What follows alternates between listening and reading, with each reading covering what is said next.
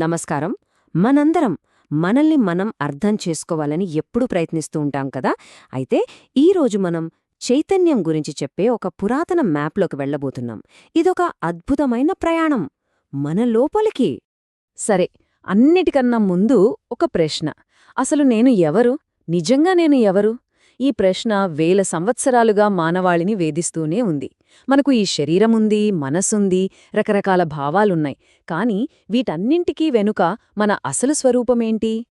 అయితే ఈ ప్రశ్నకు సమాధానం ఒక ప్రాచీన గ్రంథంలో దొరుకుతుంది. అదే తైత్తిరీయ ఉపనిషత్తు.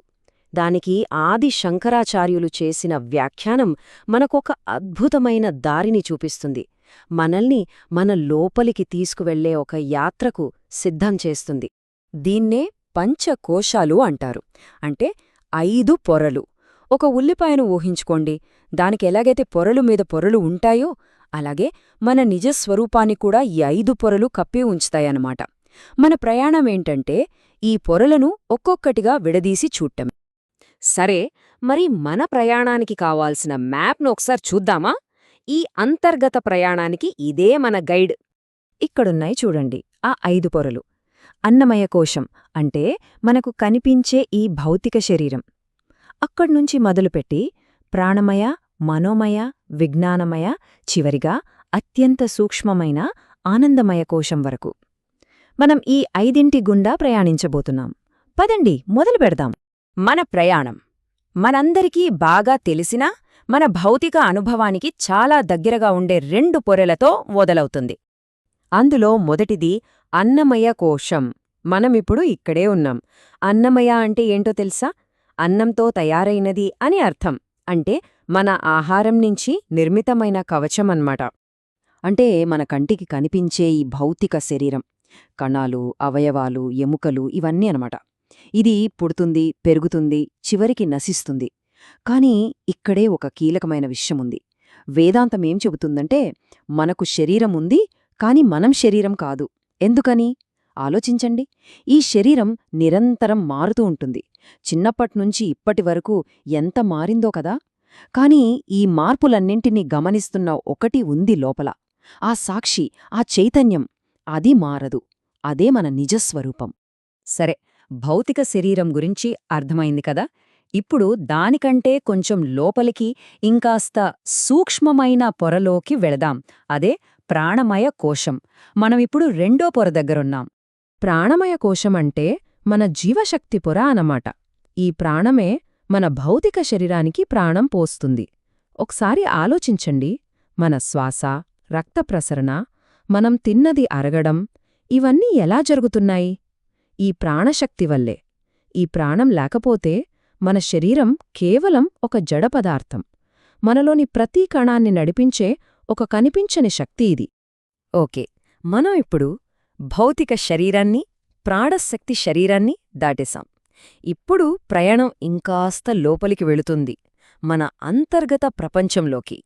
అంటే ఆలోచనలు, భావోద్వేగాలు, మేధస్సు ఉండే పొరల గురించి తెలుసుకుందాం. తర్వాత వచ్చేది మనోమయ కోశం. అంటే మన మానసిక పొర. మన ఆలోచనలు, మన ఎమోషన్స్, కోరికలు, జ్ఞాపకాలు అన్నీ ఇక్కడే ఉంటాయి. నిజానికి మనలో చాలామంది నేను అంటే ఇదే అనుకుంటాం కదా. నా ఆలోచనలే నేను, నా భావాలే నేను అని గట్టిగా నమ్మేస్తాం. కానీ ధ్యానం లాంటి సాధనలు చేసినప్పుడు మనకొక విషయం చాలా స్పష్టంగా అర్థమవుతుంది. ఈ ఆలోచనలు ఆకాశంలో మేఘాల్లా వస్తూ ఉంటాయి, పోతూ ఉంటాయి. అవి శాశ్వతం కాదు. కాని ఈ వచ్చేపోయే ఆలోచనలన్నింటినీ గమనిస్తున్న ఒకటుంది, ఆ చైతన్యం, ఆ సాక్షి. అది మాత్రం స్థిరంగా ఉంటుంది. అప్పుడు తెలుస్తుంది మనం ఆలోచనలు కాదు, వాటిని చూసే సాక్షి మాత్రమే అని. సరే, మనసు పొరను కూడా దాటి ఇంకా లోపలికి వెళ్తే మనకు తగిలేది విజ్ఞానమయ కోశం.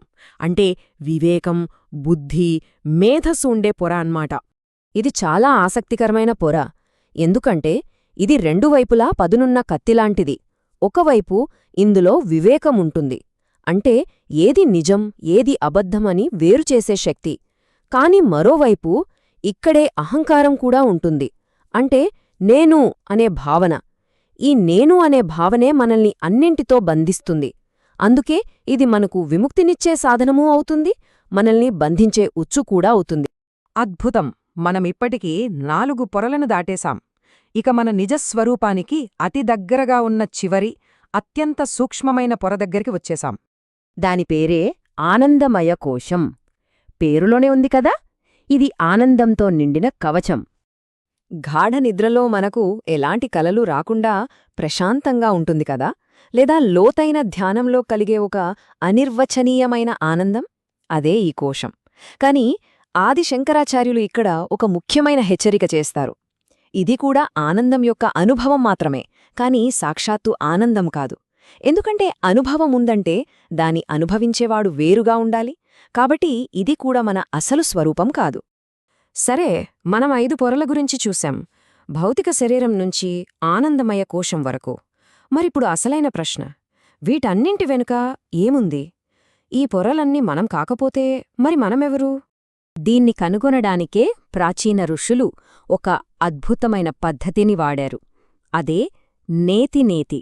సంస్కృతంలో నేతి అంటే ఇది కాదు, ఇది కాదు అని.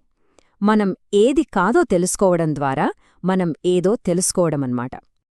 అంటే నేను ఈ శరీరాన్ని కాదు, నేను ఈ ప్రాణశక్తిని కాదు, నేను ఈ మనస్సును, ఆలోచనలను కాదు, నేను ఈ వివేకాన్ని, అహంకారాన్ని కాదు, చివరికి ఈ ఆనందాన్ని అనుభవించేవాణిని కూడా కాదు. ఇలా ఒక్కొక్కదాన్ని ఇది నేను కాదు అని పక్కన పెడుతూ వెళ్లడం. మరి ఇలా అన్నీ కాదు కాదు అని తీసేస్తే ఇక చివరికి మిగిలేదేంటి? అదే అసలైన ప్రశ్న. ఆ చివరికి మిగిలేదే ఆత్మ. అదే స్వచ్ఛమైన, ఎప్పటికీ మారిన చైతన్యం, శాశ్వతమైన సాక్షి. ఈ 5 పొరలు వస్తూపోతూ ఉంటాయి, మారుతూ ఉంటాయి, కాని వాటిని గమనించే ఆ సాక్షి మాత్రం ఎప్పుడికీ ఉంటాడు. దాని సహజ స్వరూపమే సత్ చిత్ ఆనంద్. అంటే ఉనికి, చైతన్యం మరియు ఆనందం. ఇది మనం ఎక్కడ్నుంచో తెచ్చుకునేది కాదు, ఇదే మన సహజ స్వరూపం. అయితే ఈ ప్రయాణం యొక్క ఉద్దేశ్యం ఈ పొరలను వదిలించుకోవటం కాదు, వాటితో మనల్ని మనం ఐడెంటిఫై చేసుకోవటం. అంటే ఇదే నేను అనుకోవటం మానేయడమే. శరీరాన్ని గమనించాలి, కాని నేను శరీరం కాదు అని తెలుసుకోవాలి. ప్రాణాన్ని నియంత్రించాలి, ఆలోచనలను సాక్షిగా చూడాలి. వివేకంతో అసత్యాన్ని వదిలేయాలి. చివరికి ఆ స్వచ్ఛమైన ఎరుకలో, ఆ సాక్షితత్వంలో స్థిరపడటమే అసలు లక్ష్యం. చివరిగా ఆదిశంకరాచార్యులు చెప్పినట్లుగా బ్రహ్మం మాత్రమే సత్యం, ఈ ప్రపంచం మిథ్య. జీవుడు ఆ బ్రహ్మం కంటే వేరు కాదు. అంటే అసలైన స్వేచ్ఛ అంటే మనం ఈ పొరలు కాదని తెలుసుకోవడమే. ఈ పొరలన్నీ ఏ చైతన్యం అనే స్క్రీన్ మీద కనిపిస్తున్నాయో ఆ చైతన్యమే మన నిజస్వరూపమని గ్రహించడమే. సరే, ఈ ప్రయాణం ఇక్కడితో ముగిసే ముందు ఒక ఆలోచన. ఈ 5 పొరలు మనం కాకపోతే మరి ప్రస్తుతం ఈ మాటలు వింటూ, ఈ విషయాన్ని గ్రహిస్తూ, ఈ అనుభవాన్ని పొందుతున్నదెవరు? ఈ ప్రశ్నతో కాసేపు గడపండి.